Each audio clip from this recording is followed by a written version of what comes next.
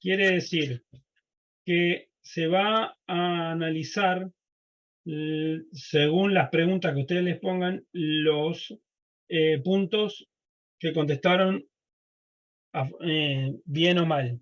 Y eso requiere que ustedes contesten eh, lo más puntual posible, ¿sí? Porque si el docente esperaba que pidieran tomografía, tiene que decir tomografía, ¿entienden? ¿Sí? No, si era una ecografía, una resonancia, no, si era tomografía, era tomografía. Si era el diagnóstico de pancreatitis, pancreatitis. ¿Entienden lo que quiere decir? Es muy al pan, pan, vino, vino la corrección. Si ustedes entienden cómo es la corrección, le va a ir mejor. ¿Sí? ¿Quién va a leer? Yo leo si quieren. Dale. Hombre de 64 años procedente del medio rural jubilado. Motivo de consulta, dolor abdominal y vómitos. De la enfermedad actual comienza hace 48 horas con dolor abdominal, epigástrico, intensidad 7 en 10 que se irradia a ambos hipocondrios. Continuo luego de ingesta de lechón con ensalada rusa en apirexia. Hace 36 horas vómito al inicio de lo ingerido, de gran volumen, actualmente son de escaso volumen y biliosos. En total, aproximadamente vomitó 20 veces. Tránsito digestivo bajo, no moviliza el intestino ni expulsa gases en las últimas 24 horas. Del tránsito urinario, no disuria, no polaquiuria, no tenesmo vesical, refiere orinas hipercoloriadas. Niega adelgazamientos, astenia ni adinamia previa de este episodio. El antecedente de la enfermedad actual refiere dolor en hipocondrio derecho a los últimos años luego de ingesta de excitoquinéticos, los cuales seguían con antiespasmódicos. Niega ictericia o coluria. El antecedente personal operado de peritonitis apendicular por mediana en la infancia, tabaquista moderado desde la adolescencia e hipertenso no tratado ni controlado. Al examen físico, paciente vigil, bien orientado en tiempo y espacio, obesidad central, 140 kilos, la última vez que se pesó. Buena perfusión periférica. Piel y mucosas, tinte ictérico de piel y mucosas, no lesiones de rascado. Cardiovascular, ritmo regular de 120 ciclos por minuto, ruidos bien golpeados, no soplos, con una presión arterial de 160 a 90 milímetros de mercurio. Clero pulmonar, ventila ambos campos, MAP conservados, estertores vivasales húmedos, frecuencia respiratoria 23 respiraciones por minuto. Abdomen, mediana, continente, globuloso, distendido, doloroso, la palpación de epigastrio superficial y profundo, pero no la descompresión. Dolor más leve en ambos hipocondrios, resto del abdomen blando, depresible e indoloro. Sonoro difusamente a la percusión, excepto en los flancos que es mate. Ruidos hidroaéreos ausentes. Bien, la agrupación sindromática no creo que a ustedes les valga nada, pero sirve para ordenar. Así que, ¿qué agrupación sindromática se les ocurre? Un síndrome pigmentario dado por ictericia en piel y mucosas y coluria.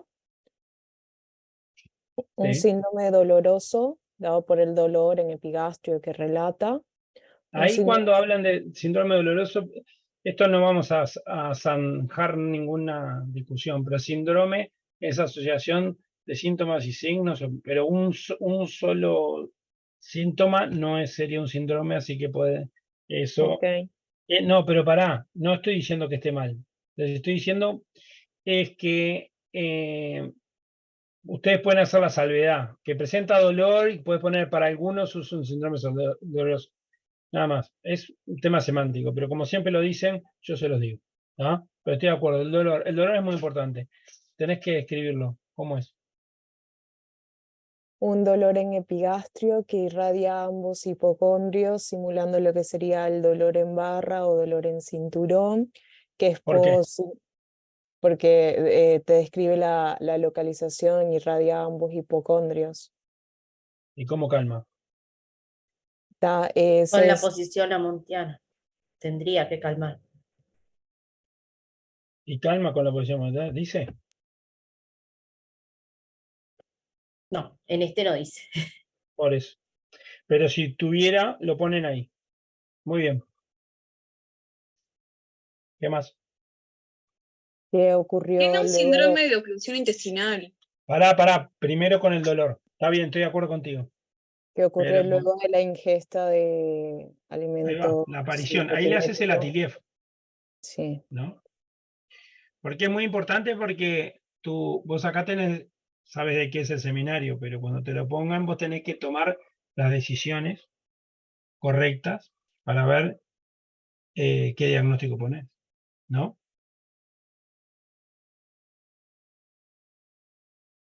Sí, perfecto. Muy bien. Entonces, decí, ¿cómo sería tu Atiliev? Aparición brusca luego de ingesta de alimentos colecistoquinéticos. El tipo decía que era, déjame subir porque acá, Continuo. un tipo, ahí está, continuo, de intenso, localizado en epigastrio y lo que hablamos que irradia ambos hipocondrios, se acompaña de lo que podría, de náuseas, vómitos y tal. ¿Y fiebre? No, no tiene fiebre, está en apiresia. Pero podés destacar que está en apirexia, ¿no? Ok. Es importante destacar que es anapirexia. Profe, Muy una bien. pregunta. Sí. Acá la pregunta, ¿no? Que dice agrupación sindromática. Entonces también hay que hablar del dolor, aunque no sea una Es lo que síndrome. hablaba yo recién. Como en esta patología el dolor va a ser lo meridiano, lo que te va a guiar para tu diagnóstico.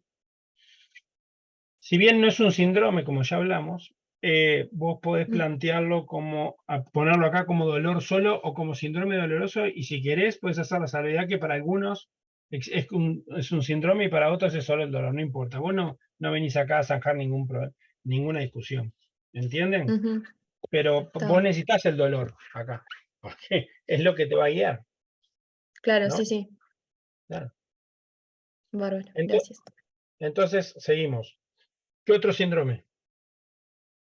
Yo el dolor lo englobé en un síndrome coledociano frustro. Claro. Ahí va. Y ahí te metiste en un berenjenal. Bueno, pero más que nada por el dolor y la ictericia. Claro. Y en realidad también como comparten fisiopatología, pensando en la etiología, no sé. ¿Sí? Está bien, porque tenés un síndrome pigmentario, ¿no? ¿Están de acuerdo? Sí. ¿No? El tema es que vos, en esto yo siempre le digo lo mismo. Ustedes tienen que leer toda la historia y decir, este paciente tiene tal cosa. Y después tenés que llevar agua para tu molino. ¿Sí? Quiere decir, usar los elementos que vos planteás que tiene tal enfermedad y plantearlos correctamente. ¿Entienden? De una forma coherente. ¿Sí? Si vos empezás a marear, que es un síndrome coledociano, bla, bla, bla, y después ¿sí? me salís con que es una pancreatitis, yo digo, ¿sí? ¿Por qué tiene una pancreatitis si dijo que era un síndrome coledociano? ¿Me explico? Sí. Eso. Porque es un análisis de algo que le pasa al paciente. Vos estás agrupando elementos para decir, para mí tiene tal cosa. ¿Sí? Y eso es tu esquema mental, tu pensamiento. ¿Sí? Pero el síndrome pigmentario lo tiene y el síndrome coledociano también lo puedes poner. Pero yo pondría el dolor separado. Aunque después le decís, dado el síndrome pigmentario y el dolor, podemos plantear un síndrome coledociano frustro. Pero igual el dolor que se irradia a ambos hipocondrios, ¿sí? Excede el síndrome coledociano. ¿Me explico lo que quiero decir? Sí, claro, que tiene otras características. Claro, entonces yo pondría el dolor solo, porque el dolor va a ser mi hilo conductor.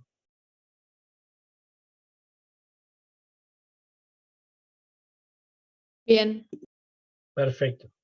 ¿Qué tenemos entonces? El dolor, el síndrome pigmentario que dijeron, ¿qué otro síndrome hay? El síndrome de oclusión intestinal, dado por la detención de materia y gases en 24 horas. ¿Y qué más? 20 veces. Los vómitos. Vomita ¿sí? Esta historia es una maldad, la inventé yo para poner una maldad así para que empiecen a pensar y puedan ir moviendo cosas, ir analizando cosas que normalmente te pasa con los pacientes, porque los pacientes no leen los libros y son solo lo que dice la enfermedad, ¿sí? Y es así. Y ahora van a ver por qué es, pero tiene una oclusión intestinal. Estoy de acuerdo. ¿Qué más? ¿Qué otro síndrome? Un SIRS, ¿Qué, Pilar? No te entendí. un síndrome de respuesta inflamatoria sistémica. Un SIRS. Sí. ¿Están de acuerdo? ¿Cómo lo Sí. armas? Lo armo acá en este caso porque tengo 2 de 4, tengo la taquicardia, ¿sí? Y tengo la polipnea. ¿Tá? Igual me quedan, o sea, yo sé que la pancreatitis o sea, te da un SIRS, ¿no? Pero también con los vómitos, hasta que estás deshidratado, podés para compensar, lo pienso por ese lado también, como que, o sea, como que me juega que sí, me juega que no, y el dolor también te genera taquicardia. Sí, pero igual podés plantearlo la duda, que puede decir, esto puede ser un SIRS o puede ser una deshidratación, por ejemplo. Paciente que vomitó 20 veces, que está ocluido, tiene un tercer espacio, puede ser, ¿no? Sí, ¿Y también los crepitantes bivasales te orientan un poco a eso o no? Bien, entonces vos decís, si estuviera deshidratado, ¿por qué va a tener unos crepitantes? ¿No? ahí está, Bien, ahora sí. muy bien, muy bien. Bueno, ¿les queda algún otro síndrome más?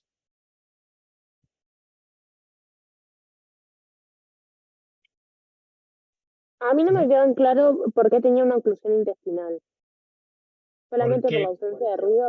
Tiene una detención del tránsito para materias y gases de 24 horas, es completa la oclusión. Y con respecto a eso también puedes decir que es alta, porque son vómitos frecuentes, biliosos. no, pará. Ahí estás encarando oclusión. El síndrome de oclusión intestinal es detención de materias y gases con más de 24 horas, ¿no? ¿Sí? ¿O no? Es así. Sí, A lo cual Sí. asocias los vómitos. No te pongas a analizar si son altos, bajos, todo, porque después eso viene más adelante. ¿Está? Ahora es agrupación sindromática. Tiene esto y esto. Y no pongo por qué. ¿Está? Porque si no se mezclan. Entonces, vos acá lo que haces es un desglosazo, haces agrupás elementos en síndromes. Nada más que eso, sin análisis. ¿Sí? Contesten. Quiero saber que me escuchan. Bien. Entonces, la siguiente pregunta. ¿Mm? Diagnóstico positivo. ¿Qué tiene este paciente? yo puse como diagnóstico positivo, realizo diagnóstico clínico presuntivo de pancreatitis aguda, ya que el diagnóstico es clínico, humoral e imaginológico. En este paciente la clínica que presenta el dolor brusco en epigastrio, intenso que se irradia a hipocondrio, haciéndose un dolor en barra, ¿no? Que tiene relación con la ingesta de colecitos kinéticos y luego agrega vómitos abundantes, siendo ahora biliosos. Está en un cuadro de poca evolución. Bueno, me inclino a un diagnóstico presuntivo de pancreatitis aguda. Sí, no puedes poner me inclino. Sería No, mi claro, diagnóstico es. mi Entonces, diagnóstico presuntivo. los diagnósticos se hacen de dos maneras. La primera es, este paciente tiene una pancreatitis por tal y tal cosa. La otra es, porque tiene esto, en suma tiene una pancreatitis. ¿Entienden? Se puede hacer de dos maneras y las dos maneras también. Lo que tiene que quedar claro para el docente es qué es lo que tiene para vos. Estoy de acuerdo. Yo estoy muy de acuerdo contigo, tener un dolor que orienta a una pancreatitis y una repercusión digestiva alta que a mí me hace pensar en una pancreatitis aguda. ¿Sí? Profe, pero no tenemos que tener 2 de los 3 pilares para hacer diagnóstico positivo. O Sí. sea, Obviamente que todos estos síntomas, toda esta clínica nos orienta a pancreatitis, pero digo, estando en la prueba, en verdad nos estaría faltando o el pilar humoral o el pilar imagenológico, además del clínico, para decir, bueno, hacemos diagnóstico positivo de pancreatitis. Por eso, Ahí pones puse a confirmar. presuntivo. Ahí va. Ponemos presuntivo, aunque diga, que diga diagnóstico positivo, ponemos presuntivo. Claro, tu diagnóstico clínico te van a preguntar, pero tu diagnóstico positivo tiene que ser por la clínica, porque el pensamiento del médico tiene que ser, yo creo que tiene tal cosa y por eso voy a pedir tal para clínica para poder confirmarlo, ¿sí? Vos tenés que tener un diagnóstico presuntivo clínico y siempre te van a faltar los pilares humorales y tomográficos hasta que no hagas una orientación. Si no, a un paciente que viene con un dolor de cabeza le pedirías una milasemia. ¿Entendés? Vos vas orientado Sí. a eso. Por eso tu diagnóstico clínico es eso. ¿Sí? Bien, perfecto. Es muy importante que como lo planteó ahí, el diagnóstico es un diagnóstico de pancreatitis, decís. Bárbaro. El diagnóstico de pancreatitis tiene como elemento, se basa en 3 pilares, lo que ella dijo. Yo, en cuanto a la clínica, tengo esto. Lo confirmaré después con la paraclínica. ¿Me explico? Está muy bien planteado así. Pero el dolor es el eje. En pancreatitis, el dolor es el eje. Si a ustedes les ponen una historia que le duele el hipocondrio izquierdo, así en barra, es una pancreatitis. Ya está. ¿Sí? ¿Sí? Perfecto, profe. Gracias. No sé quién está preguntando porque él escribió muy rápido. Esperen, no se apuren. Vamos a ver ahora por qué tiene la oclusión intestinal. Pero esperen, ¿sí? Vamos despacio. ¿Cuál es el diagnóstico diferencial de este paciente? Clínico. Quiere decir, bueno, si esto no es una pancreatitis, ¿qué será? Una colangitis. Y más bien. ¿Qué es lo que nos pasa todos los días en la clínica? ¿Sí? Este paciente tiene o no tiene una colangitis. ¿Sí? ¿Tiene o no tiene una pancreatitis? ¿Por qué? Porque las dos enfermedades comparten la misma etiología. ¿Sí? Entonces, para nosotros es de todos los días y el diagnóstico diferencial de la pancreatitis es la colangitis. ¿Por qué decimos nosotros que este paciente tiene una pancreatitis y no una colangitis? Por el dolor en barra.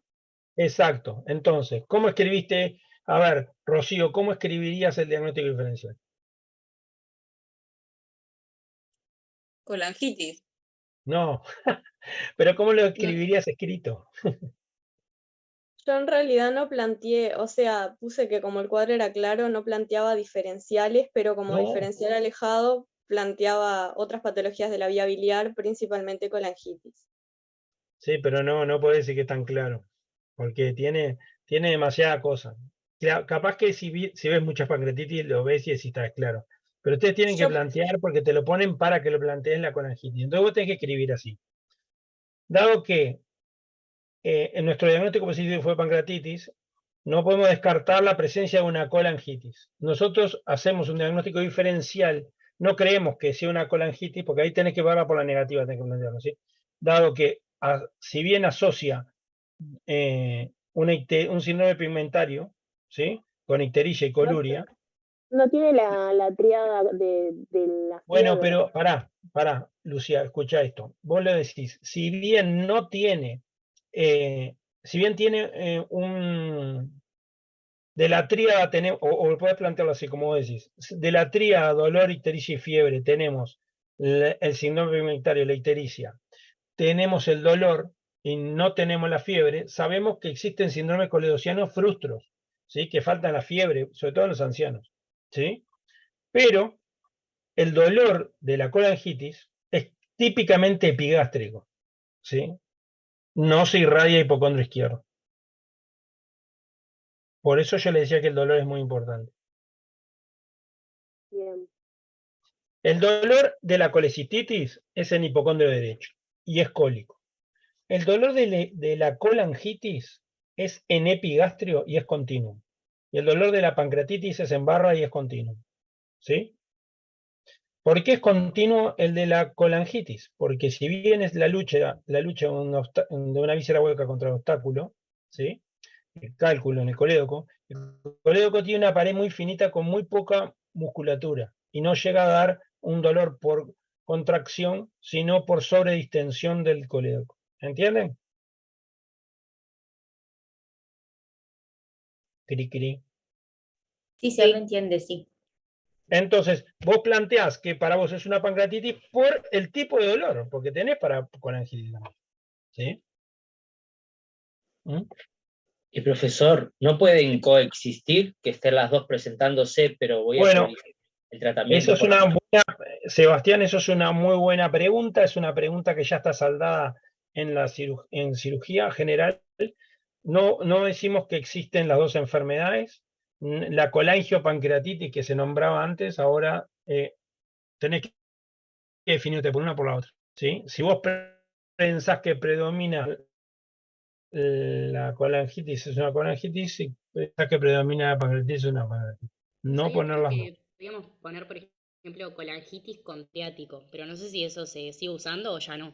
No. Perfecto. Sí, es fácil. Si le duele el hipocondrio izquierdo, es una pancreatitis. Si no le duele el hipocondrio izquierdo y tiene, a ustedes le van a poner una colangitis con los tres elementos, no le van a poner un frustro. ¿Sí? Dolor, ictericia y fiebre, eso es una colangitis. ¿Tá? Es así. No se tiren al medio porque quedan como en chicha ni limonada y quedan mal. ¿Tá? Muy bien. ¿Qué otro síndrome? ¿Qué otro diagnóstico diferencial? Yo puse más alejado el quiste hidático abierto y evacuado a la vía biliar porque Pará, es pero una... esa es la etiología. Esa es la etiología. ¿Sí? Puede ser obstrucción o vólvulo intestinal. Mm. ¿Qué tiene el paciente que está vomitando y no mueve el intestino? Tiene una oclusión. Funcional. Tu diagnóstico, esto que sea una oclusión intestinal. No pongas una oclusión intestinal que vos podés decir que no tiene causas extrínsecas como hernias o así, pero que no, puede ser por otras causas. ¿Sí? ¿Está operado o no está operado? Sí. Decía que había sido, creo, apendicectomizado. Por me una parece. peritonitis, por una mediana. Ah, peritonitis. Entonces perfectamente puede ser una oclusión por bridas, ¿no? Ujú. Pero frente a un Pero síndrome no oclusivo que Perdón, no tiene los ruidos hidroaéreos ausentes. exactamente, Agustina, exactamente. Pero vos decís que una oclusión mecánica daría en ruidos aumentados en timbre y frecuencia, y el paciente no tiene ruidos. ¿Puede ser una oclusión funcional? Claro, va a ser una oclusión funcional, pero vos descartás la oclusión mecánica porque no tiene ruido. ¿Sí? Y existe alguna oclusión funcional que pudiera aplicarme esto, que me diera un SIRS, que el paciente estuviera mal.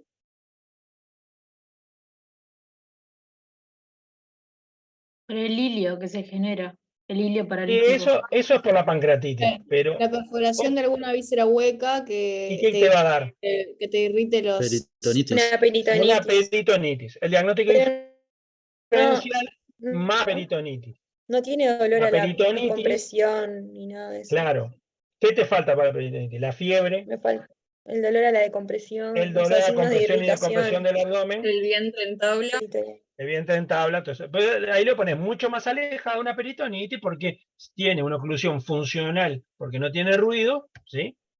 Y lo escribís ahí. Y yo creo que esos son los diagnósticos más claros, diferenciales que vos podías plantearte en la clínica. ¿Una peritonitis localizada te puede dar un hilio o no? No, pero aparte te da dolor a compresión y decompresión y fiebre. Para ustedes peritonitis, siempre que sea dolor, cuando quieren que escriban peritonitis es dolor a compresión y decompresión. Porque si no es imposible de transmitir, porque como el diagnóstico de peritonitis es clínico, yo te tengo que poner algún elemento que vos digas, esto tiene una peritonitis, ¿entiendes? Bien. Profe, hay gente esperando en la sala de espera para entrar. ¿Y Me cómo se hace parece. eso? Y lo entra. ¿Cómo se hace? No, la sala está deshabilitada. ¿Ah, O sea, no sí? hay nadie. Ah, está. No, Listo. sí, no hay nadie en sala de espera. Ah, perfecto. Entonces, vamos arriba. ¿Seguimos? ¿Cuál es la otra pregunta? La otra pregunta es diagnóstico etiológico. ¿Cuál es la etiología de esto?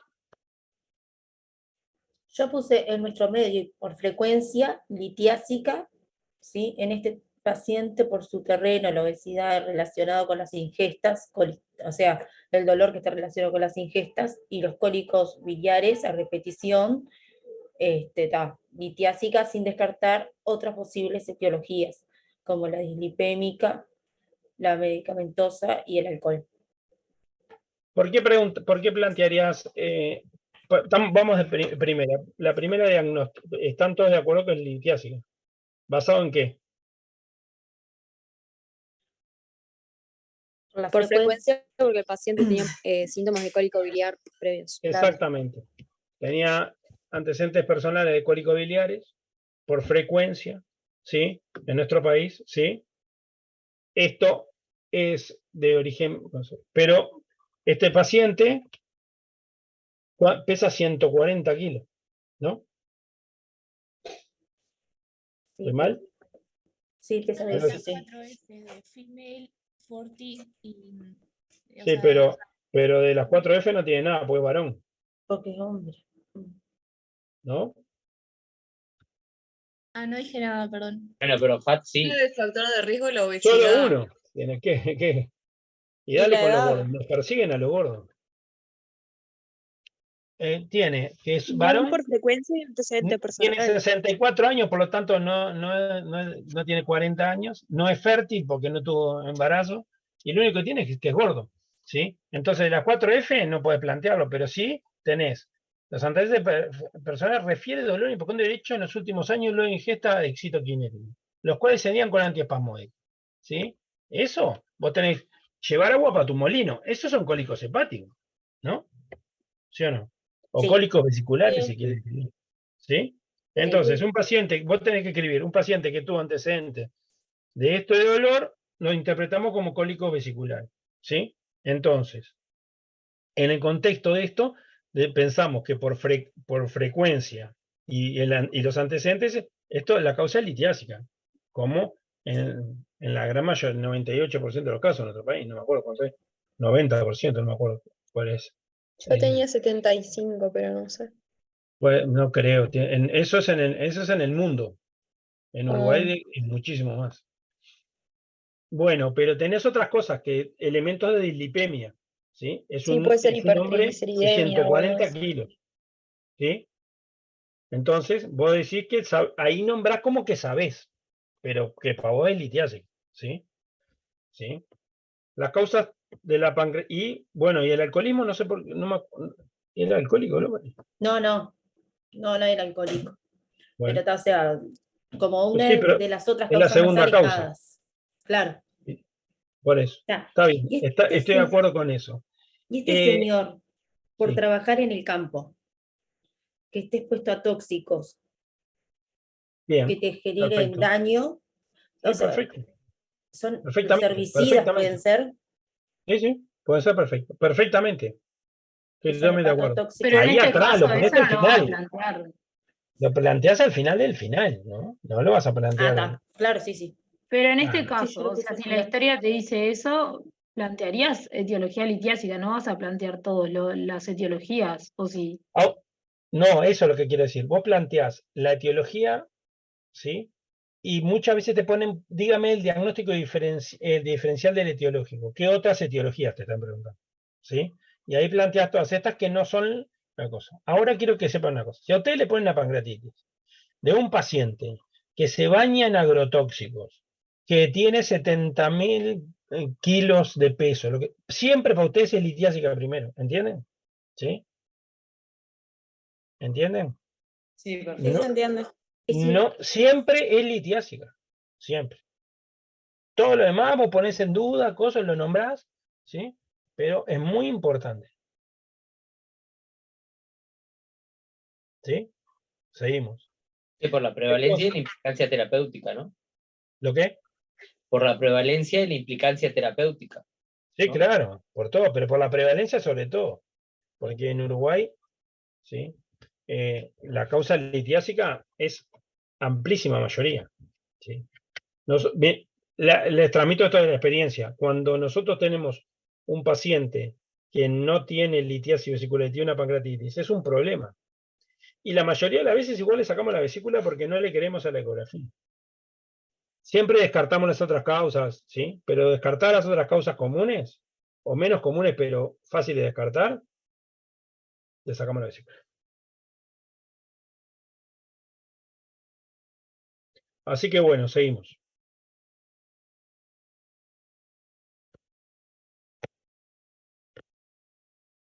Diagnóstico fisiopatológico. Ese está bueno. Acá empiezan. Este diagnóstico no vale nada para ustedes. En el diagnóstico, en el punteo de cuánto vale cuando te hacen esta pregunta. Pero, como yo vengo de patología, a mí me gusta, así que. El fisiopatológico es que me expliquen por qué los síntomas que tienen. El dolor ¿Sí? por la inflamación del páncreas. Bien. Los vómitos son reflejo y puede ser por el hilio funcional. ¿Cómo se llama ese hilio? El hilio regional, perdón. Hilio ¿No es regional. hilio paralítico? Paralítico. Hilio paralítico. Hilio regional paralítico del campo se llama. ¿Sí? ¿Del qué? El hilio Perdón. regional del campo es descrito por un uruguayo. ¿Sí? Eso es fundamentalmente por un hilio del delgado y sobre todo duodenal y las primeras asas, yeyunal. ¿Sí? Pero tiene un hilio. Bien, un hilio. También, ¿qué tiene? Los vómitos tenés que decir que son multifactoriales. Por el hilio y por qué más.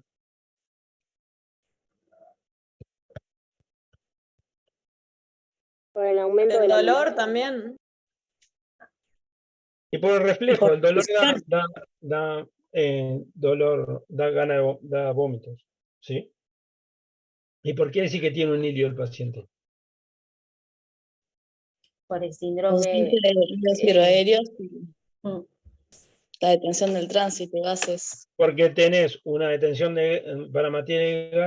para materias y gases sin ruidos hidroaéreos, ¿sí? Entonces sí que eso se explica por un hilio adinámico.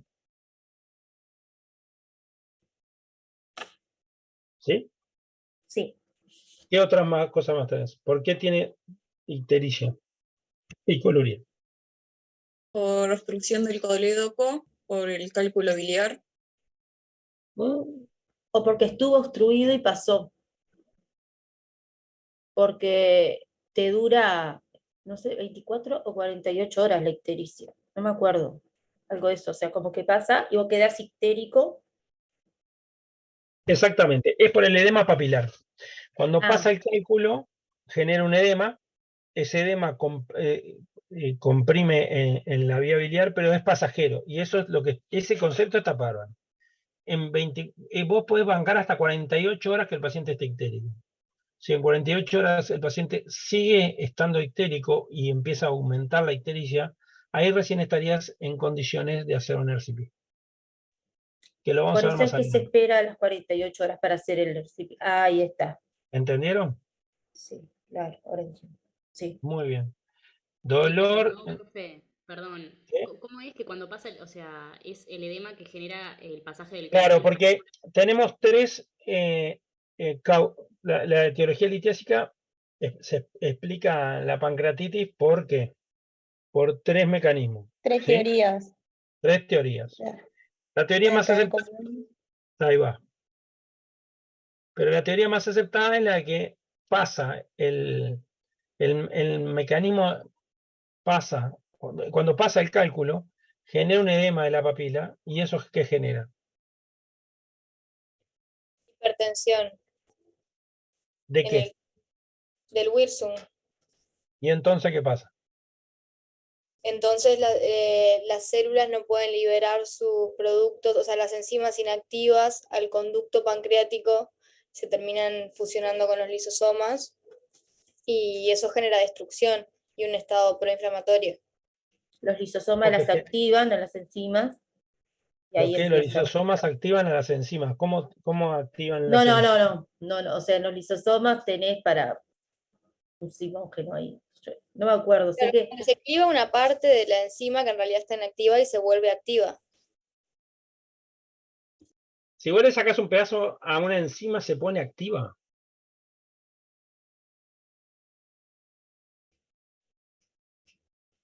Vamos, O sea, Agustina, debería defienda su teoría. No, es que no estoy 100% segura, pero Pero me igual, parece. embanderate. En realidad, no es la Ofensa. strepsina que se activa con bajo pH, lo que pasa es que empieza como sea a acumularse, y después lo que hay sí es tipo daño parenquimatoso que termina llevando como a más activación de la tripsina, porque hay, como dijeron las compañeras, tipo liberación del contenido de los lisosomas y todo eso que hace que baje un poco el pH. ¿Qué tiene adentro de los lisosomas?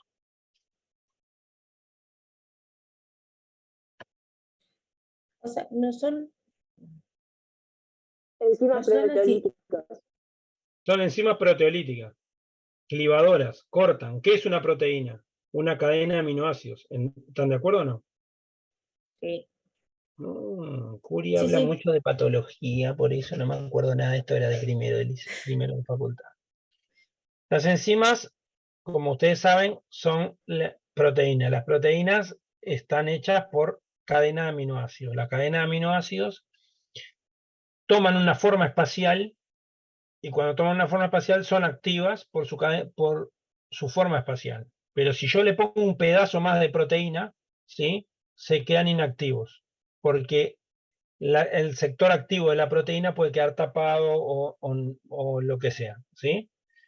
Las enzimas que produce el páncreas son enzimas, las enzimas de la secreción exócrina del páncreas son enzimas que van a clivar proteínas, lípidos, lo que sea. ¿Por qué? Porque nosotros nos comemos vacas que están hechas de las mismas proteínas que nosotros.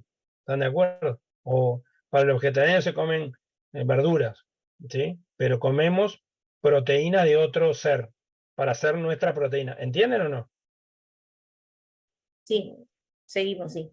Es facilísimo. Las proteínas están hechas de aminoácidos. Los aminoácidos son todos iguales y son como los ladrillos. Nosotros lo destruimos, la proteína de la vaca o del zapallito, para hacer nuestras proteínas. ¿Entienden? Con los aminoácidos, con el ladrillo de hecho. ¿Sí? Entonces, como tenemos enzimas clivadoras en los gránulos de zimógeno, que es lo que produce la glándula exócrina del páncreas, y de forma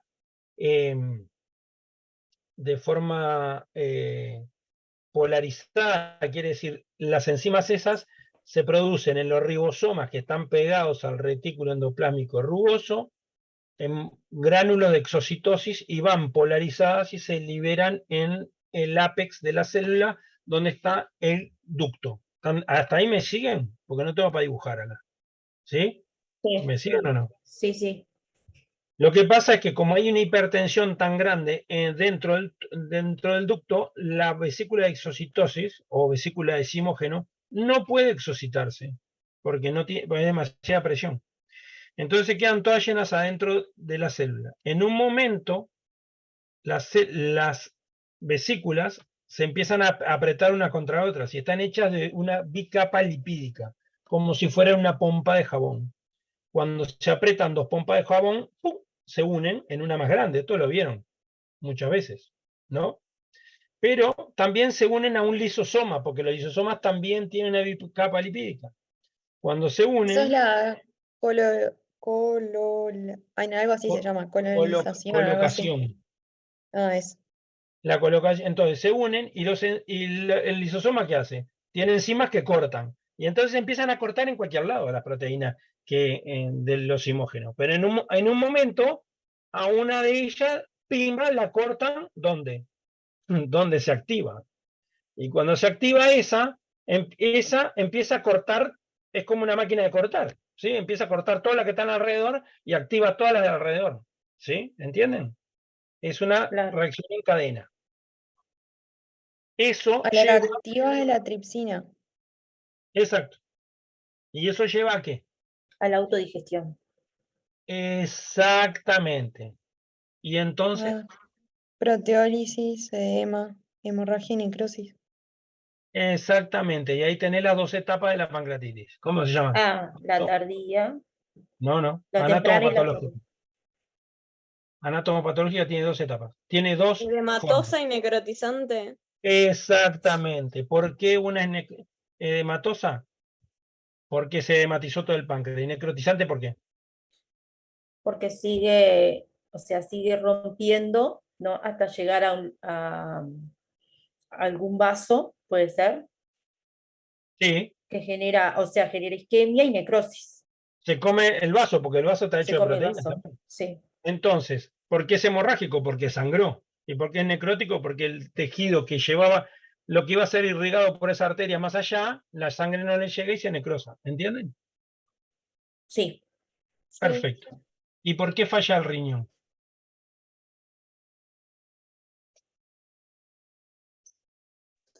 Se Por la genera toda una inflamación cascada sistémica. inflamatoria a nivel sistémico porque las enzimas se liberan en el torrente sanguíneo.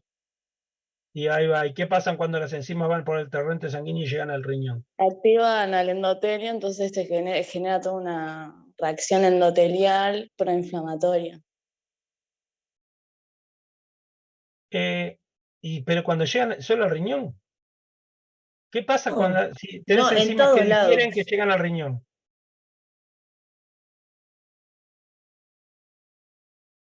Si digieren, Ah, ya sé, por el tema de los vómitos, ¿no es que se jode el riñón también por la deshidratación? no. Ah, ok. ¿Por qué cuando las enzimas de digestión que cortaban todo llegan al riñón, qué le van a hacer al riñón? Y lo mismo también. Y lo Lo mismo que van a digerir.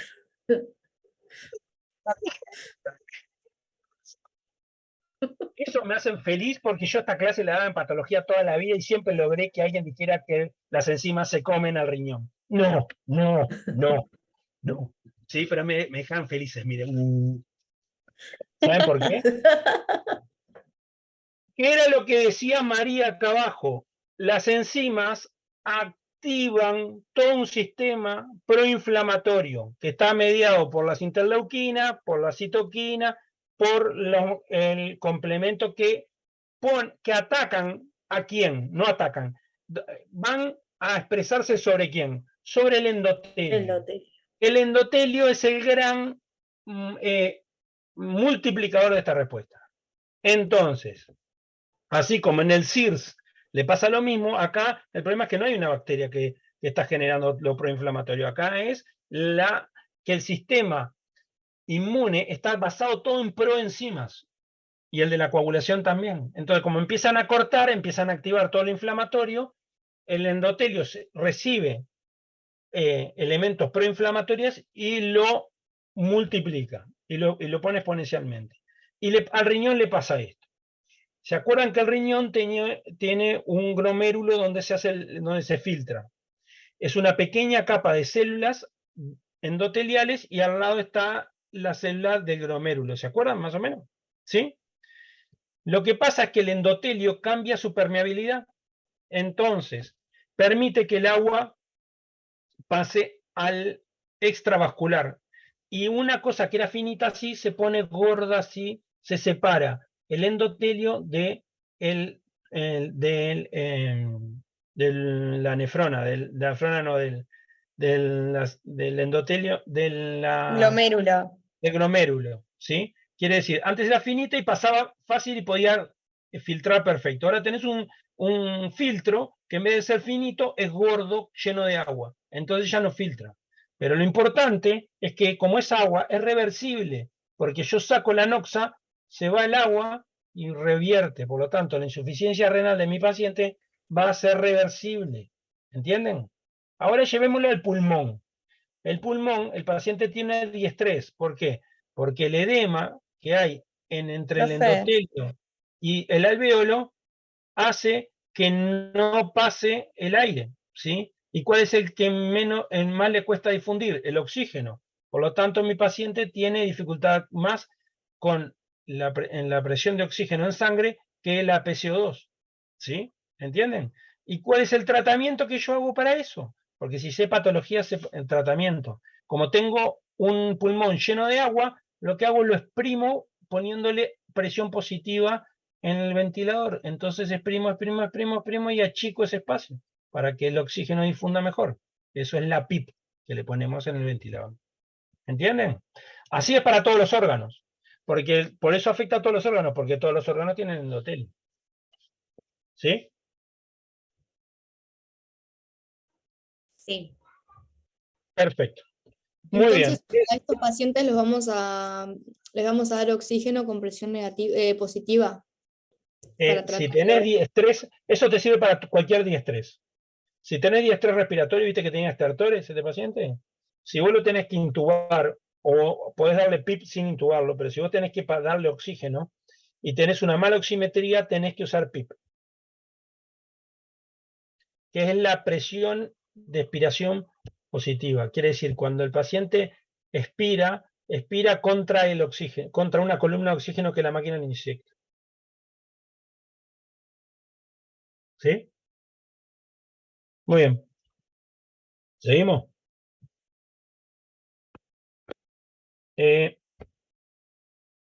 ¿Cuáles son los signos de gravedad?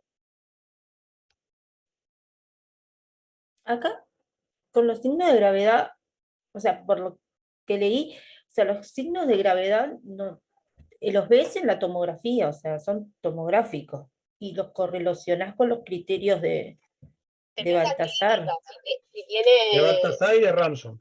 Estoy de Sí. acuerdo. Pero eso vos clínicamente podés decir, este paciente no está bien. ¿Sí? ¿Puede llegar a Para tener mí con alteración de la los Elementos de conciencia? falla orgánica, Claro, ¿cuáles son? taquicardia, hipotensión. ¿Estaba hipotenso? No me acuerdo, estaba hipotenso. Los estertores No, está hipotenso. Tiene 160-90. Está taquicárdico y polimneico.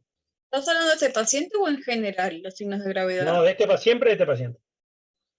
¿El ilio? ¿Puede ser? No, no es elemento de gravedad del hilo. Yo creo que es lo que hace que una pancreatitis sea severa, que es la polimnia y la taquicardia. Son los elementos de Sears. Y otro elemento que ustedes tienen que plantear es los estertores bivasales. Ese es un elemento que vos decís, este paciente está teniendo un pulmón húmedo, ¿sí? Un diestrés respiratorio, eso es un elemento clínico de severidad. ¿Sí? Lo tienen que tener muy claro, porque si no te sobra, ¿sí? Lo mismo que si tuviera una disminución de la diuresis, ¿no? Lo mismo que si tuviera una disminución de diuresis, lo mismo. Vos decís, esto no es una pancreatitis, pero aparte de la disminución de diuresis te podría funcionar como un elemento de deshidratación por los vómitos, ¿sí? Si te quieren poner algo de gravedad, te van a poner que esté hipotenso o que tenga estos estertores, ¿sí? Si te ponen una disminución de la diuresis, puedes plantearlo como elemento de gravedad o porque está deshidratado. Tercer espacio, vómitos, ¿sí? Bien. Bien. Entonces, esa pregunta era corta. La etiopatogenia ya hablamos, ¿no? Fue todo lo que hablamos de. Sí, lo que explicaste, sí. El punto 8. ¿Qué para clínica? Para confirmar el diagnóstico, importante. Hay que leer, una cosa que les pasa muy frecuentemente es que no leen bien la pregunta. Es para confirmar el diagnóstico. Tomografía de abdomen con contraste. Amilasemia. Amilasemia. Y la amilasemia, sí, sí. Entonces, ¿cómo escribís esta pregunta? ¿Cómo la escribió? Creo que era Irina. ¿Fuiste vos la que dijo el diagnóstico positivo? No fui yo. Pero en realidad el diagnóstico positivo se hace con 2 de los 3 criterios. La clínica ya la tenemos, por lo tanto podemos confirmarlo o con la amilasemia o con la TAC. Exacto, pero ahí vos escribís que el diagnóstico de pancreatitis tiene 3 pilares y los nombrás. Por lo tanto, como la clínica ya la tenés, vos decís que para el diagnóstico necesitas 2 más, para lo cual vas a solicitar los 2. que es la milasemia, ¿sí? Y Sí. tenés que decir los rangos, cómo esperás que esté. Mayor a 3 veces de lo normal. ¿Y cuánto es lo normal? 110, 100, 110. Exacto. Muy bien. Pero, ¿y no es Y que cuando está mayor a 1000, ya te sella y como que es exactamente. Y tenés que pancreatitis? escribir eso. Que más de 1000 para algunos o 1500 para otros es patognomónico. Quiere decir, no hay nada que te dé más de 1000, ¿sí? Que no sea una pancreatitis. ¿Entienden? Sí. Si el paciente viene porque le duele la muela, le hace una milasemia y tiene 1000, tiene una pancreatitis o le erraron en el laboratorio. Pero no hay una enfermedad que te Una, dé. una pregunta, 110 es lo normal, entonces, Depende de los laboratorios, 100, 110. es lo normal. O sea que Sí, con tipo 300 y algo ya podrías confirmar. 350, 400, pero a usted le van a poner una pancreatitis que no tenga menos de 1000. Eso, saber. Claro, buenas. Y en la tomografía tienen que pedir qué tomografía piden. Tienen que escribir qué tomografía piden. De abdomen, con ¿No tendría contraste. que ser de tórax y abdomen? Porque si tiene derrame pleural también es un criterio para diagnóstico. No.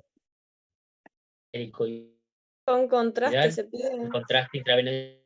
Y a las 72 horas me parece que tenías que pedirlo.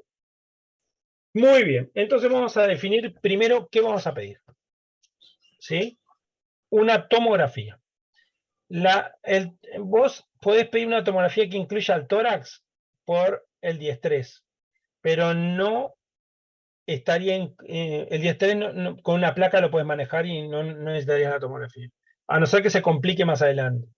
Entonces la tomografía para la pancreatitis es abdominopélvico, ¿sí? ¿Sí? ¿Con contraste o sin contraste? Con contraste Con intravenoso. contraste. Con contraste. ¿Por dónde? Intravenoso. Intravenoso. ¿Y vía oral? Y no porque está con vómito. Está con vómito. Exactamente, no le puedes dar porque está vomitando. ¿Sí? Con contraste intravenoso. ¿Sí? También si se quieren hacer los cosas pueden pedir una multicorte, bla, bla, bla, pero ya todas las tomografías de ahora son así que ya no la pedimos. ¿Sí? Una tomografía abdominopélvica con contraste intravenoso. ¿Sí? Y tienen que pedir que sean 3 fases. ¿Por qué es en 3 fases? ¿No lo pedías en la fase dinámica? Para ver. Sí, pero tiene que tener las 3 fases. ¿Qué fase tiene que tener?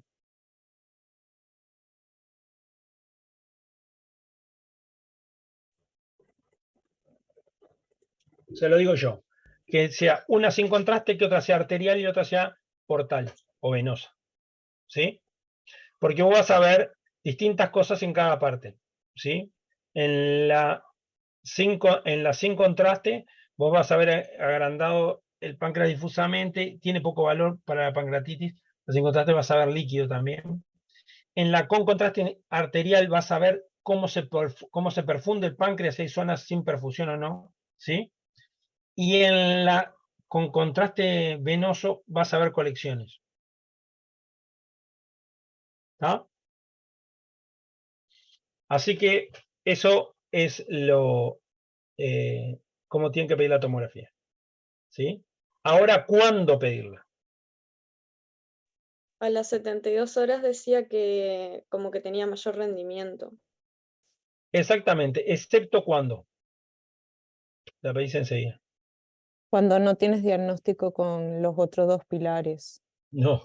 No, Cuando es grave, cuando tenés elementos de falla Exacto, exacto. Me reí porque yo hice una presentación para los compañeros de ustedes de CGIQ, que era, no hay que pedir los estudios cuando uno no sabe lo que tiene para ver que te da una tomografía. Eso no lo puedes plantear. Sí, en la realidad lo hacemos a veces porque no tenemos idea de si una tomografía puede ser lo que tiene, pero no lo puedes escribir en un concurso. Pero si no tienes diagnóstico, o sea, si no tienes diagnóstico, porque la milasemia no te dio alta, ¿vas a Sí, esperar las 72 horas para pedir imagen? sí. Pero no tienes el diagnóstico, estás Claro, esperando pero la 3 toma, días. Pero pero ya la empezás a tomografía no. tratarlo. O sea, Esperen, no vas esperen, a... esperen. ¿No le Pero pedís una usted tiene. ecografía antes? ¿Qué? Por lo menos para evidenciar lo litiásico. Una ecografía ¿Está hablando abdominal. Juan Martín? ¿Sos Juan Martín? No, no, Por eso. Agustina. Pero estoy en otro asunto. Escuchá, la cosa es así. Si yo te pido una tomografía antes de las 72 horas en una pancreatitis no grave de inicio, me va a venir casi seguro normal. ¿Sí? Pero en realidad sí tiene una pancreatitis, por eso no se pide. Porque los cambios tomográficos son mayores a las 72 horas. De iniciado el cuadro, no de que llegó a la puerta. ¿Entienden? ¿Sí? Sí. Pero si es grave de inicio, yo estoy autorizado a pedirla enseguida. ¿Y este paciente, como era grave o no era grave? Moderadamente grave. Era grave.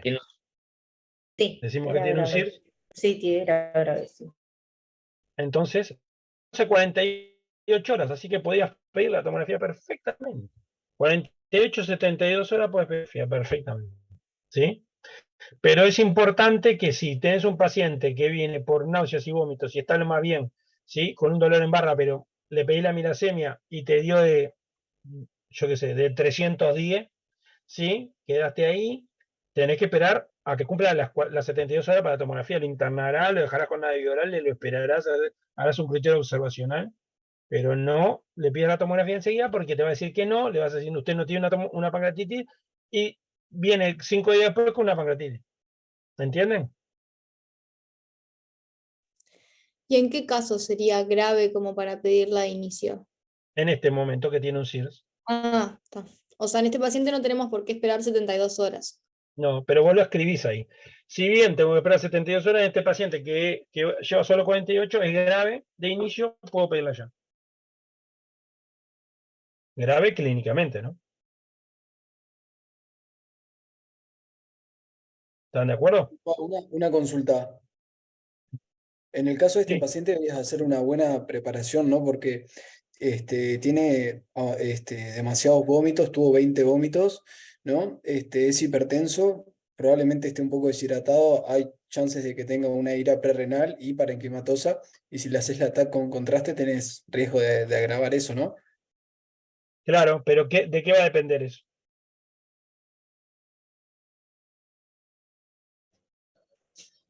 De la función renal que le haga. De la función renal. Vos ahí lo dejás supeditada a la función renal, y está bien lo que decís vos, Enzo. Decís, y este paciente que tiene elementos de deshidratación, vómito y pérdida, esa tomografía va a quedar supeditada a la función renal, pero igual la pedís, ¿no? Y que si en la función renal está afectada, hidrataremos a nuestro paciente, lo mejoraremos y después le haremos la tomografía, porque eso son horas, en horas lo mejorás. Ah, ¿Entienden? perfecto. Sí, Está sí, muy bien plantearlo, está muy bien planteado. Da idea de manejo del paciente. Muy bien. Bueno, ¿y la ecografía? ¿Por qué no le piden ecografía?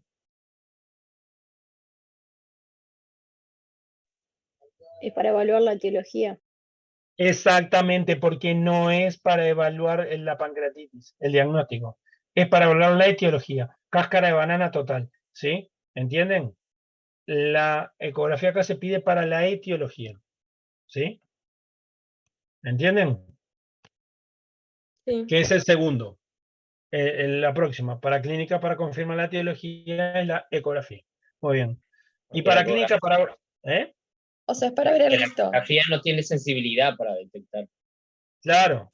Y aparte con el hilio que tiene, ni loco va a ver va a ver el páncreas, pero igual no tiene indicación, no es el estudio para ver el páncreas. Es la tomografía. Y una resonancia, ¿por qué no una resonancia?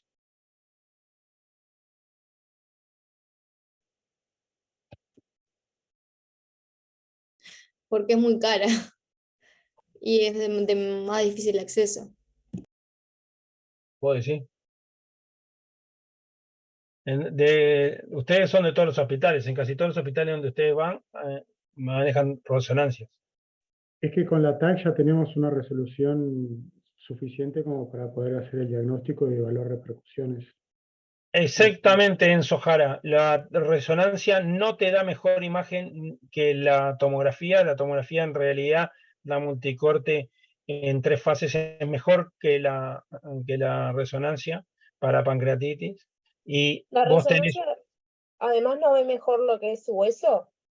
No. La resonancia te sirve para todo. De hecho, si yo tengo un cáncer de páncreas, le pido una resonancia. Sí, pero en la pancreatitis es bueno, bonito y barato, quiere decir, es el mejor método, es muy rápido y aparte el paciente puede estar con elementos de soporte, por ejemplo, bombas de analgesia o lo que necesite el paciente, porque en el resonador todo lo que es metálico no puede entrar, ¿entienden? ¿Sí? En cambio, y un estudio de una resonancia de páncreas demora unos 20 minutos. En cambio, en una tomografía, en 1 minuto ya pasó todo el paciente. Así que es de indicación la tomografía y no se les ocurra poner resonancia. ¿Sí? Una pregunta. Sí. En paraclínica para confirmar el etiológico, que es la ecografía, ¿la tenés que Sí. hacer sí o sí? No. Sí o sí. Ah, o sea, sí la tomografía y la ecografía entonces. No. No te dije que lo tengas que hacer en la puerta. La haces en la puerta porque es barato y está ahí. Es fácil. Pero no te va a cambiar nada porque es para el tratamiento definitivo, etiológico. ¿Entendés? Pero sí, nadie te va a preguntar cuándo lo haces. Te van a preguntar qué le pedís para el etiológico. Porque es una cáscara de banana. Porque lo que pasa es que vos, si no metes la ecografía como diagnóstico positivo, y eso está mal. Y es un error. Es para diagnóstico etiológico. ¿Entienden? Bien. Sí. Perfecto. Profe, una Entonces, pregunta. ¿Es literal lo del minuto? ¿Es 1 minuto hacer una tomografía? 1 minuto, 1 minuto y medio. Sí, no, Bien. ¿alguien se hizo una tomografía? ¿Nunca se hicieron una tomografía? Era muy chico, muchos años. Bueno, en una tomografía te pasan por abajo de un aro, ¿sí? Y la camilla avanza y sí, debe ser 1 minuto, 1 minuto y medio. Sí. Tienes la fase, según la fase que te hagan, a veces te pasan 2 veces. ¿Sí? Si hacen arterial y venosa, capaz que como entra y sale, te hace la cosa. Pero sí, es eso lo que más. Capaz que estoy exagerando y son 2 minutos, pero es así. Y es ideal para el paciente que puede estar grave, que requiera soporte. Para el trauma también hacemos tomografía, ¿no? Con pacientes. Bueno, ¿cuál es la otra pregunta? Paraclínica para la severidad. Esto es muy importante. ¿Cuál es la paraclínica para la severidad?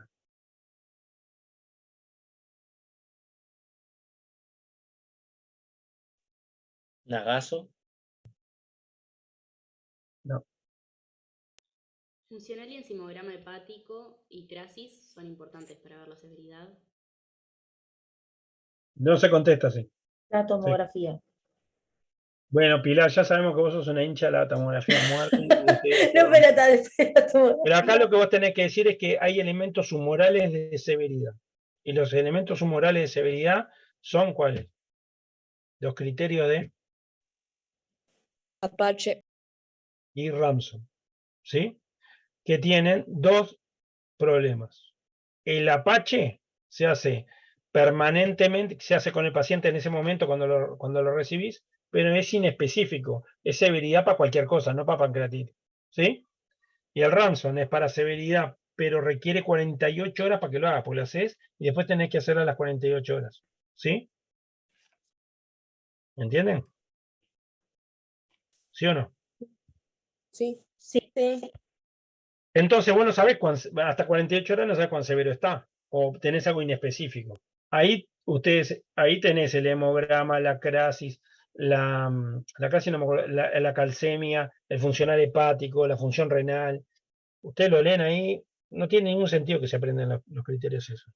Porque después de eso escriben que cuál es el criterio de severidad más importante, el más fidedigno para pancreatitis. Pilar, dígalo.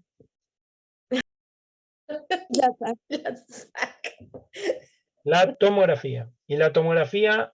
¿Por qué es la tomografía? ¿Cómo se llama eso? Los criterios de Baltasar. Combinados Exacto. con el área de necrosis, te ¿De qué dan el forman índice de esas 2 severidad. cosas unidas? El Lucía. índice de severidad. tomográfica. Muy bien. Lo que quieren ahí es que escribas índice de severidad tomográfica. Y el índice de severidad tomográfica se hace por la unión de los criterios de Baltasar y el porcentaje de necrosis que tenga. ¿Sí? ¿Ah? Eso lo tienen que escribir. Ya está. ¿Sí? Bien. Entonces, con esas dos cosas vos llegás al el índice de severidad tomográfica es lo que vos podés utilizar como índice más fidedigno para saber si el paciente va a evolucionar bien o mal, ¿sí? Por su severidad. ¿Los demás ¿Está? exámenes también los ponemos, profe? ¿O Todo solo lo ponés, todo lo demás, vos ta. ponés. Pero lo escribís así, si bien está Ransom y Apache el problema es que es inespecífico, porque Apache se le hace a todos los pacientes que entran a CTI, sea lo que sea, ¿sí? Apache 2, ¿sí? Y Ransom, si bien es específico para pancreatitis y hay un Ransom especial para pancreatitis biliar, ¿sí? Ese requiere 48 horas para tomar una decisión.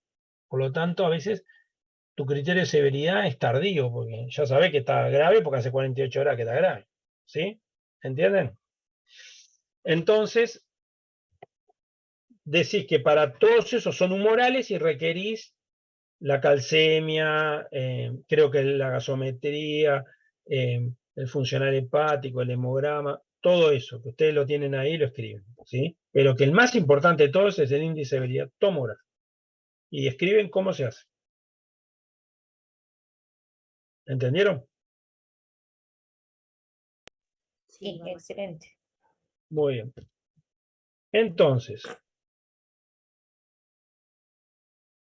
acá ya contestamos, la última es cómo clasificaría la enfermedad en cuanto a su severidad y criterio que utiliza ya vimos. Bueno, ¿cuál es la conducta a seguir con este paciente en emergencia? Ustedes son internos, lo reciben, parece el ¿Te puedo anticristo. hacer una pregunta de la pregunta Claro, anterior? Sofía, a ver. De la severidad. Viste que en realidad la severidad la marcamos como leve, moderado, grave, según si tiene falla multiorgánica o no. En este caso no tenemos evidencia ni clínica ni humoral de falla multiorgánica, pero tomamos el CIRS como un elemento temprano de eso. Sí, claro. Está. Igual para que sea moderada tiene que tener 48 horas, ¿no? ¿De qué? De Menos falla. de 48. Sí, ahí va, Sofía. claro. O sea, falla orgánica transitoria y o complicaciones locales o sistema. Sí, pero tu paciente ya hace 48 horas que está con la pancreatitis puesta. Claro, ¿Por qué? pero en principio no fue severa y bueno, capaz que, no sé. Ahí vos te podés decir que hace 48 horas que empezó, que para vos es severa, pero que esto va a cambiar según la respuesta al tratamiento inicial. ¿Sí? Porque si se mantiene con el tratamiento así, es severa. Si retrocede, quiere decir que todo eso era por deshidratación, ¿sí? Por dolor, que vos corregís. ¿Sí? ¿Entienden? Pero vos tenés que dar una idea de que puede ser grave, porque si te lo ponen es para que vos digas que puede ser grave. ¿Entienden? Sí. Bien. Y aparte, el médico debe pensar eso. Vos te llega el paciente y para vos es una pancreatitis grave y después si mejora, no era, pero el problema es, no, va a mejorar y después no mejora. Vos tendrías que haber tomado otras decisiones, ¿entienden? Para cualquier enfermedad. Siempre pensamos en lo más grave y actuamos en consecuencia de eso. ¿Sí? Porque no es lo mismo descartar después una enfermedad que no era tan grave como vos pensaste, que al revés, que empezar a correr de atrás una enfermedad que tendrías que haberla valorado como más grave y no lo valoraste. ¿Sí? Bien. ¿Qué tratamiento, qué le hacen en emergencia? Ingresa al área de monitoreo. ¿Sí? Estos pacientes, como son dinámicos, se les hace una monitorización continua de la presión, la frecuencia cardíaca, respiratoria, el control de la diuresis y electrocardiográfica. Después está que se quede en reposo, se le suspende la vía oral, vía venosa periférica, y acá si tiene dolor, acá es donde se le da niperidina, ¿no? Para. Conducta a seguir el paciente en emergencia. Entonces lo internas, le da de alta, lo mandas a piso, lo mandas a CTI. No, este paciente iría para un cuidado intermedio, porque tiene tiene algo de severidad, o sea, tiene severidad, o sea, tiene un CIRS. Yo lo mandaría a intermedio. Bueno, perfecto. Esa es la otra pregunta que decía, ¿a dónde deriva el paciente? Pero en emergencia, ¿qué le haces? Lo llevas al área de En la cuidado, reanima, al la EMSO, reanimación. sí. Ahí va, la reanima. Y entonces, Ahí le pones, o sea, la monitorización continua, ¿de acuerdo? ¿sí? Después, lo dejas en reposo, le suspendés la vía oral. Aporte fluidos. Aporte de fluidos y venosa periférica. Podemos dar un antiemético por los vómitos. Ahora, a ese es el tratamiento médico. No le está preguntándote todas las cosas que haces antes de darle medicación. ¿No se coloca una sonda nasogástrica de alivio? Entonces, perfecto. Son 5 cosas lo que se tratan en la pancreatitis, ¿sí? Lo primero es suspender la vía oral, ¿no? ¿Están de acuerdo? Sí. Sí. Suspender la vía oral. Lo otro es tenés que evacuar ese estómago que está con vómitos. Si el paciente está con vómito con intolerancia digestiva alta, le pones una sonda nasogástrica, si no, no. Esto cambió. Antes a todos los pacientes que tenían pancreatitis, aunque no vomitaran nada, le encajaban unos caños por la nariz. Este paciente sí le tenés que poner una sonda nasogástrica, ¿sí? Tenés que poner una sonda nasogástrica, que esa sonda nasogástrica va a estar ahí hasta que deje de retener, que normalmente es 24 a 48 horas, ¿sí? Pero mientras retenga, le una sonda nasogástrica. La sonda nasogástrica tiene varios aspectos. Primero, evacúa el estómago y el contenido intestinal que viene por el ilio y evita que se lo aspire el paciente, ¿sí? Y otra cosa que fundamental es que evita que el estómago esté distendido. Cuando el estómago está distendido, secreta mediadores, sobre todo gastrina, porque piensa que está con comida, que estimulan al páncreas, ¿entienden? Sí, para que siga Entonces vos tenés que... secretando. Exacto, entonces tu objetivo es tener un estómago vacío. Si el paciente ya no vomita y ya no tiene ilio gástrico, bárbaro porque se vacía para adelante. Pero si tiene como ahora, le pones una sonda nasogástrica, ¿sí? Después lo tenés que hidratar. ¿Cómo lo vas a hidratar? 1 litro de Ringer lactato, de Ringer lactato. Primero le vamos a poner Ringer lactato o suero fisiológico, ¿están de acuerdo? O alguien le quiere poner un glucosado al 50.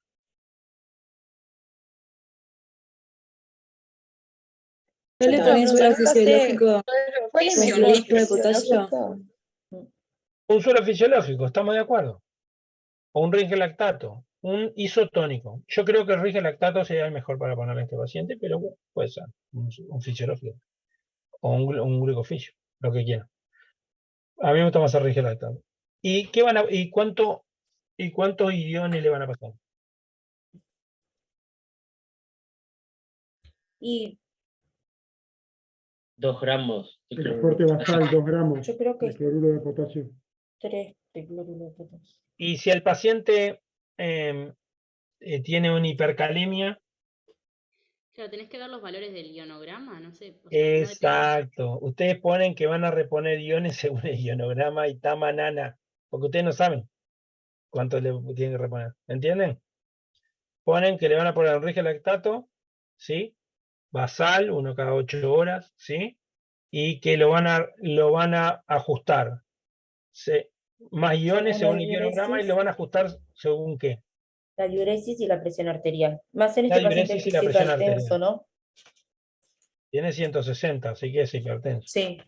O sea que en vez de pasarlo 1 litro cada 8, se lo puede pasar cada 12. Ir viendo la tolerancia. No, porque este paciente está deshidratado, tiene un tercer verdad espacio. que sí. Sí, verdad que sí. No había olvidado. Pero vos vas a decir que vas a medirlo con la diuresis. ¿Y por qué no le haces una central?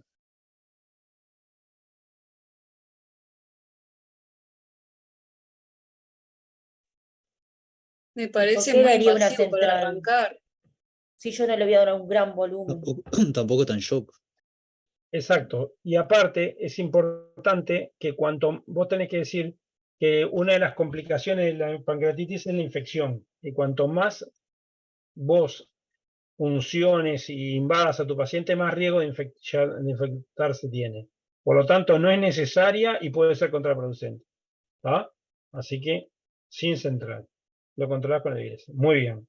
Entonces dijimos, la sonda, nada bioral, y ahí con la sonda van los antieméticos. ¿Sí? Y Si el analgésico. paciente- Ahí podemos elegir ondansetron. Exacto. También puedes mandarle perimperam.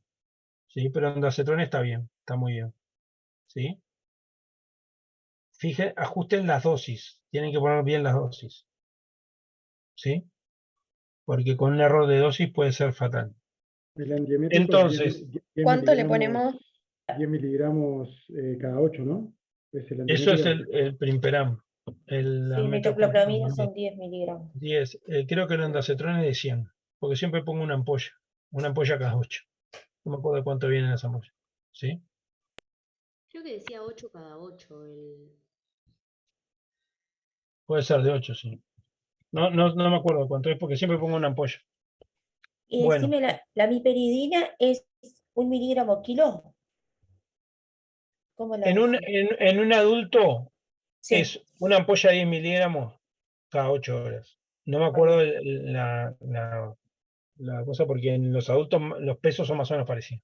Ahí está, gracias. ¿Puede ser 2 miligramos en ampolla ¿De qué? de ondansetron? No, de 2 no me suena puede ser de 8. 8. De 8 sí. De 8 sí. 8 cada 8, eso me suena así. Bien. Y después el otro tema que uno tiene que discutir es la analgesia. ¿Qué analgesia le vamos a hacer? Hay que tener La cuidado con miperidina. los AINES y el riñón. Eso es verdad. Y con los opiáceos como la morfina, porque se asocia a espasmo del esfínter de Oddi, entonces por eso le damos meperidina. Claro. Exactamente. Eso es lo que están esperando los que te ponen eso. Que vos digas que no le vas a dar opiáceo por la hipertensión del esfínter de Oddi. ¿Sí? Entonces, meperidina está perfecto, es antiguo, pero está bien. Y eso es la cáscara de banana que te están poniendo. Lo que ellos quieren que vos digas es eso. ¿Sí? Está bien lo del AINE también, un paciente, pero que nuestro paciente no está oligúrico ni nada. Pero decís que eso lo vas a ajustar según la función renal. ¿Sí? Muy bien. Y lo último son soporte de órganos en falla. Para una consulta, y el tema del hilio paralítico que no se está moviendo, ¿se le puede dar bisacodilo para movilizar, para estimular la movilización? No. No. El lirio paralítico se va cuando retrocede la pancreatitis. Nada, vos le ponés la sonda nasogástrica y nada más. ¿Sí? El lirio paralítico es consecuencia del tercer espacio, de todo. Por eso tienen los flancos, que no hablamos de eso. En los flancos, viste que es mate, pues tiene líquido.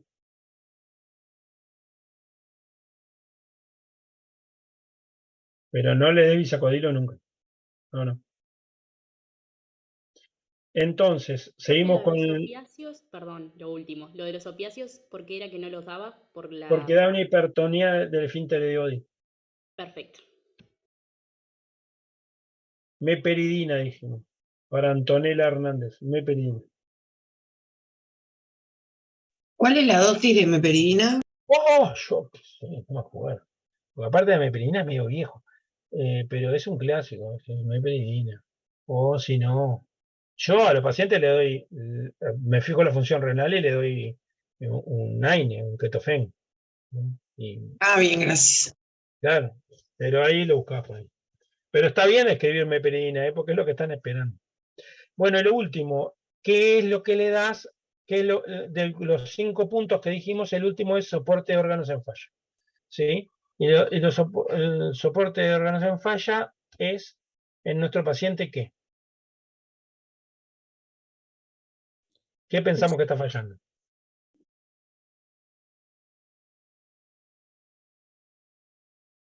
Vamos. Los pulmones tienen estertores. Oxígeno. Oxígeno. Le tenemos que poner oxígeno a este paciente. ¿Sí? Está con una frecuencia respiratoria elevada, por eso le tenés que poner oxígeno, y que vos vas a decir que los criterios de intubación o de avanzar en su asistencia respiratoria van a depender de la gasometría, ¿no? ¿Qué le pones? ¿Una cámara nasal o con una máscara de flujo libre? Bueno, ahí el paciente, me parece que no es un EPOC, así que hay que poner una Cánula. máscara disponible. Si no es poco, con una cánula está bien, dirías.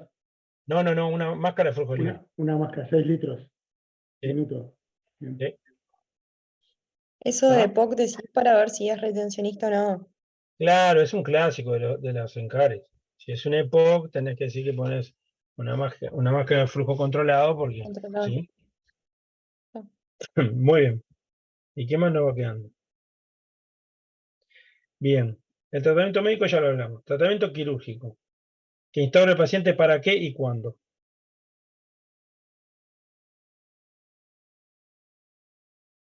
¿Esto es en relación a la etiología? No No me queda solo. clara la pregunta. No solo. Eso. ¿no? Las lesiones que se producen, pero últimamente cada vez se intenta operar lo menos posible. Exacto. Primero, Es así. Vos tenés que hablar, entonces el tratamiento de la pancreatitis tiene 3 etapas.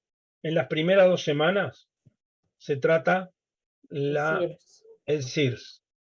De las 2 semanas hasta las 6 semanas se tratan las complicaciones. Y después se trata la etiología. Quiere decir, si tu paciente está grave y requiere CTI, va a ir al CIRS. Si hizo complicaciones, tratar las complicaciones y después tratar la etiología. Pero si no hizo CIRS y no hizo complicaciones, trata solo la etiología, ¿entienden? ¿Sí? Sí, se entiende. Perfecto. Entonces, ¿cuándo la cirugía ingresa en el tratamiento de estos pacientes? Cuando son infectados, por ejemplo, necrosis infectada, abscesos. Exacto. Entonces vos tenés que decir que la cirugía tiene 2 elementos, 2 momentos en el cual tiene que plantearse en un paciente. La primera es el manejo de las complicaciones, ¿sí? Y la última es en el tratamiento de la etiología, ¿sí? Entonces, ¿cuáles son las complicaciones? La necrosis pancreática. Tenés tempranas y tardías. Hay tempranas y tardías. ¿Cuál? Las tempranas, la Dale, conexión Lili. líquida aguda y la necrosis pancreática aguda. Se dan las primeras Exactamente. 4 semanas. ¿Y cuáles son las tardías? La necrosis encapsulada y el pseudoquiste. Exacto. Entonces, las colecciones, las 2 tempranas, raramente se tratan, ¿sí? Las colecciones líquidas no se tratan, ¿están de acuerdo? Se espera. Y la necrosis pancreática solo se trata si qué. Sí, está infectada. Si se infecta. ¿Están de acuerdo? Y ahí hay que hacer una necrosectomía. ¿Están de acuerdo o no? Sí. ¿Y tratamiento con imipenem también si está infectada? Obvio, pero si no le sacas el tejido necrosado, no, el imipenem no entra al tejido muerto. Escuchen. Y las complicaciones tardías, que son el pseudoquiste, solo se operan aquellos que crecen. Pero acá tienen que anotar por ahí. Los menores de 5 centímetros, el 98% van a desaparecer solos. Y los mayores de 5 centímetros, solo la mitad van a crecer y dar elementos compresivos, que son los que hay que tratar. ¿Está? ¿Entienden? En cambio, la necrosis amurallada, ¿sí? O encapsulada, esa hay que tratarla, porque si no, el paciente no va a mejorar. Y acá hay una cosa que tienen que escribir con respecto a la necrosis y a la necrosis amurallada, que son la necrosis pancreática la temprana y la necrosis amurallada la tardía. ¿Entienden? ¿Me siguen? Tienen que escribir que hay un tratamiento de pasos progresivos. El step up approach. El step up approach. ¿Tá? Es solo para eso que se usa. ¿Sí? Que es percutáneo, que es con drenajes cada vez más gruesos, ¿sí? Pero que puede terminar en la cirugía, tanto laparotómica como laparoscópica, de ese tejido. ¿Entienden? Sí. Sí, se entiende. Bien. Entonces, ¿y cuál es el tratamiento entonces definitivo o de etiología? En este caso, resecar el órgano litogénico, o sea, la vesícula, porque planteamos etiología litiásica. ¿Y por qué vía, Lucía? Preferiblemente laparoscópica. Es el gold estándar, no es preferiblemente. Es la vía de elección, ¿sí? La colecistectomía laparoscópica desplazó a la colecistectomía abierta. Solo hacer la colecistectomía abierta cuando no podés hacer la laparoscópica, ¿sí? Yo tengo una consulta que me queda la duda. ¿Se hace con colangiografía? Se hace con colangiografía. Pará. Esta contestación te está hablando, estás hablando con una persona que es un fundamentalista de la colangiografía intraoperatoria. La colangiografía intraoperatoria yo la hago para ver dónde está la vía biliar, para evitar o disminuir al máximo la posibilidad de lesión de vía biliar, y no para ver si tiene cálculos o no tiene cálculos. La colangiografía en este paciente se hace a baja presión, pero se hace. Eso te lo digo yo, pero muchos cirujanos te van a decir que no le hacen. Yo le hago una colangiografía, ¿sí? ¿Está? Ok, gracias. Muy bien.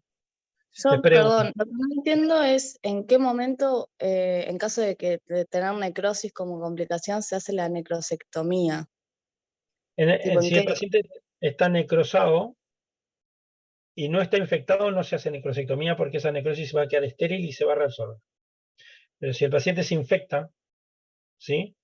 Y empieza con fiebre, vos tenés que hacer en primer término una ronda bacteriológica. Quiere decir, le tenés que sacar todos los caños que tiene y mandar a cultivar todo a ver si encontrás algún bicho que sea culpable.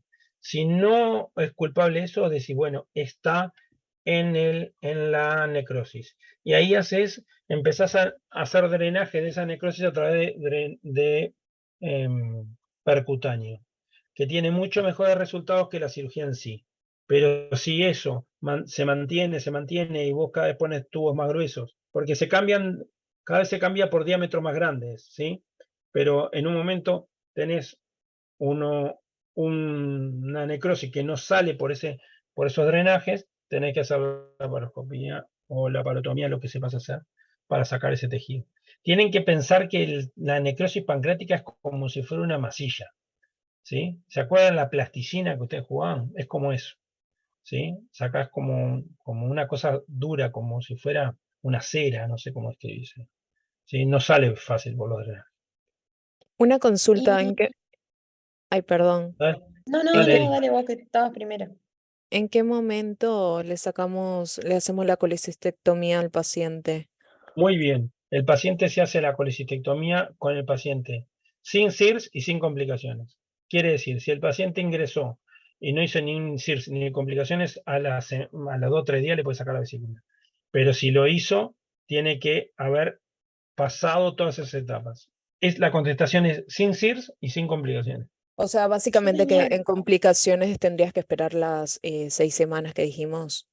Si tiene complicaciones, tiene que esperar 6 semanas, ¿no? Ok, gracias. ¿De nada?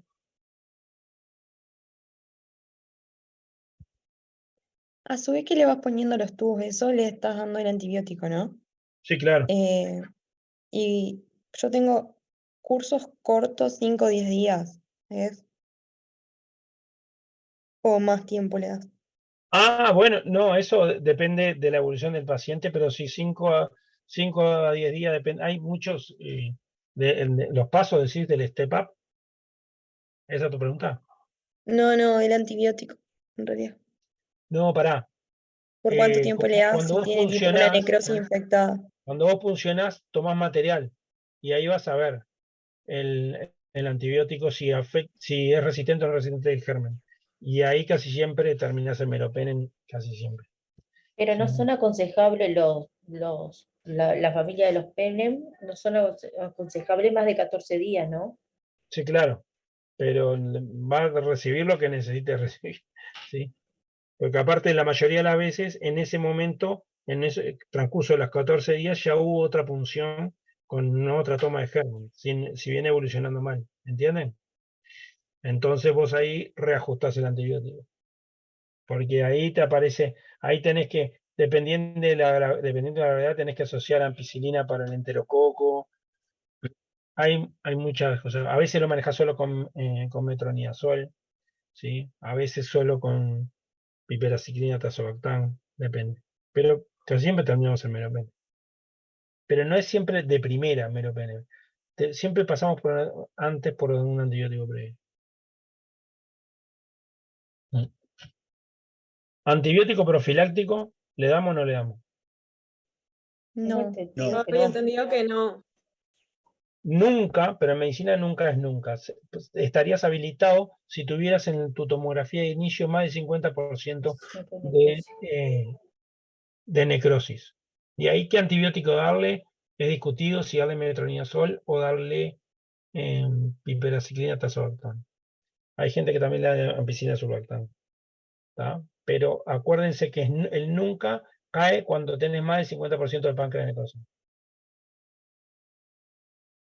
¿Sí? Bueno, ¿y qué eventualidades evolutivas puede tener nuestro paciente? La infección, Infección. Que se muere. Claro, la falla multiorgánica y que se muera, pero es la mayoría de ustedes. ¿Qué piensa que le va a pasar al paciente?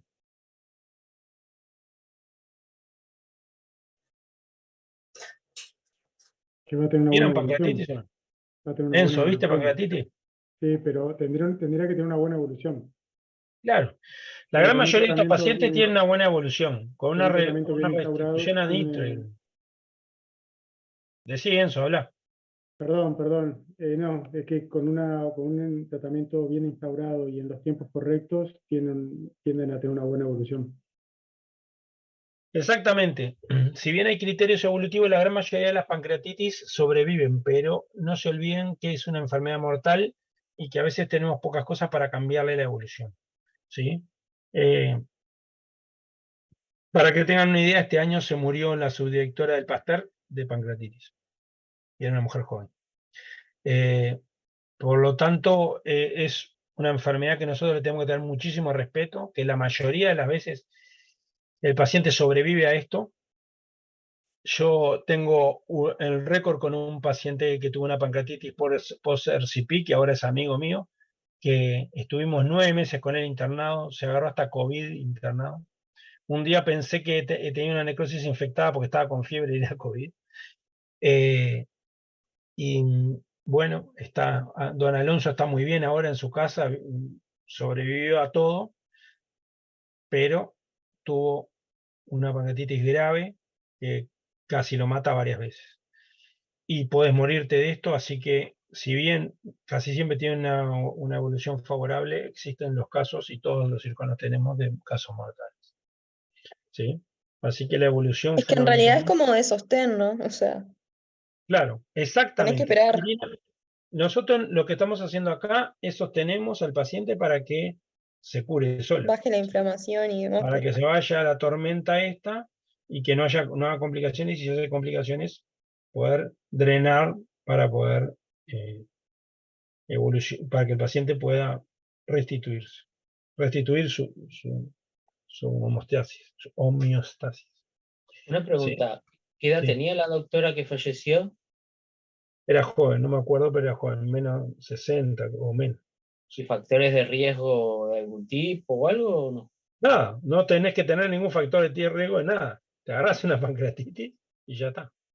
No, como la Y mayoría. tenía antecedentes de algo así de Nada, triásico. nada. Por eso, por ejemplo, si yo tengo, a ver, voy a agarrar a alguien, a María Eugenia L. Lombardi, que es joven y que me viene a la policlínica con una litiasis vesicular a microcálculos, yo le voy a decir que le voy a sacar la vesícula. Porque el riesgo de pancreatitis es mucho más alto de que se complique una colecistectomía. ¿Entienden? Una de las indicaciones de la litiasis vesicular asintomática es que sea microlitiasis.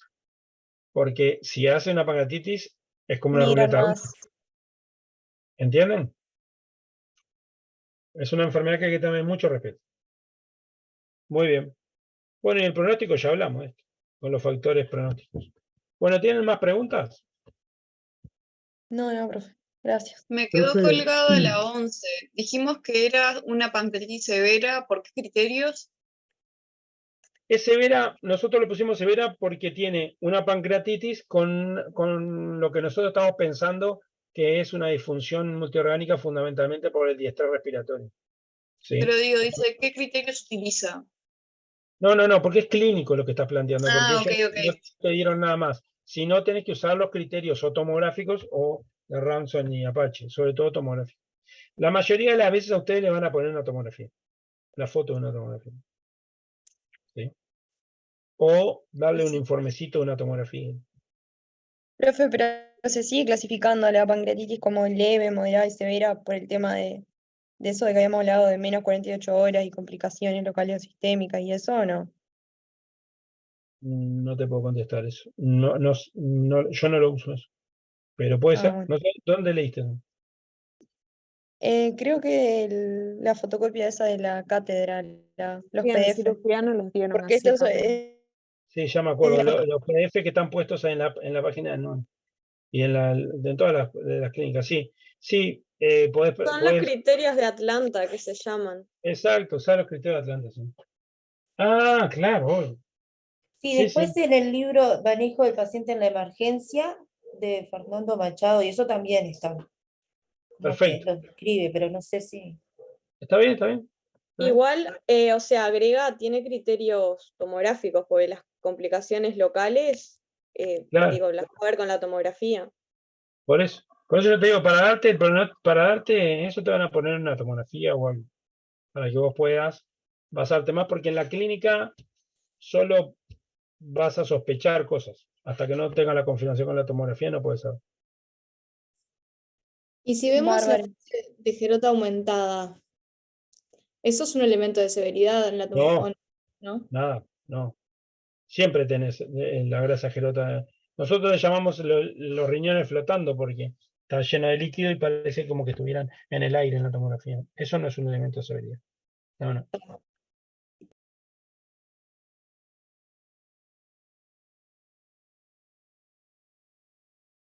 Bueno, gente, nos Profe, vemos. le ¿Sí? paso una última pregunta basada en ¿Cómo lo no? que usted comentó hoy de la prueba, ¿sí? O sea, básicamente lo que saqué en claro es que no en cada respuesta no irse por las ramas y contestar al pie, corto y al pie lo que pregunta. Exacto. Porque tenés muchas preguntas, son muchas. Por eso, Entonces, no poner, porque uno lee los encares de antes y cada claro. pregunta como que está súper justificada y da 1000 vueltas para contestarla. Claro, pero ya no es más así el encare. El Por encare eso. son con preguntas dirigidas o no. Corríjanme. Sí, Porque sí. yo soy. Está perfecto, porque justamente es como que es prepararlo de otra manera, ¿no? Claro, porque nosotros cuando preparamos el internado teníamos que hacer toda una exposición del paciente. Se sacaban historias y te daban la historia y vos ibas poniendo los pasos. ¿Entendés? No había preguntas. En cambio ahora, con preguntas, te van dirigiendo y vos tenés que contestar. Ellos quieren que digas que vos el índice de severidad tomográfica, que lo escribas ahí. Podés decir que está Ransom, bla, bla, pero bueno, todo eso perdés pila de tiempo y después no llegás a contestar la de Claro. pediatría. Está, perfecto. Bien, gracias. Y otro consejo les escribo, les cuento, van a ser viñetas, ¿no? ¿Estoy mal yo? No son historias enteras. Sí, son viñetas.